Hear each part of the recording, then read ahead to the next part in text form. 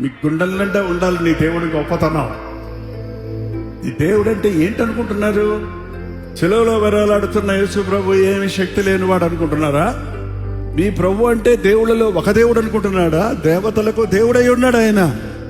నేను తప్ప వేరొక దేవుడు లేడన్నవాడా ఆయన.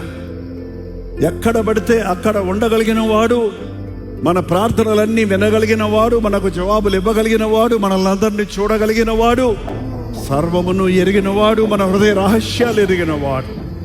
ఈరోజు చాలా మందికి నీవు ఆరాధించే దేవుని గొప్పతనం నీకు తెలియటం లేదు కాబట్టి నీ జీవితంలో ఇంకా పిరిగితనం, భయం, దిగులు, చింత, హెజిటేషన్, సందేహం, అనుమానం ఇవన్నీ ఉంటున్నాయి. నీ దేవుడు ఎంత గొప్పోడో తెలిస్తే నువ్వు దేనికి భయపడక్కర్లేదు. నేను దేనికి భయపడండి, సాతానుకు తప్పన్నాడు ఒకడు.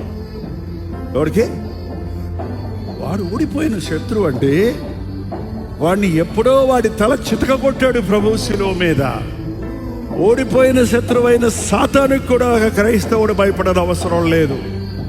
అపవాదిని ఎదిరించుడి, అప్పుడు వాడి మీద నుండి పారిపోవను.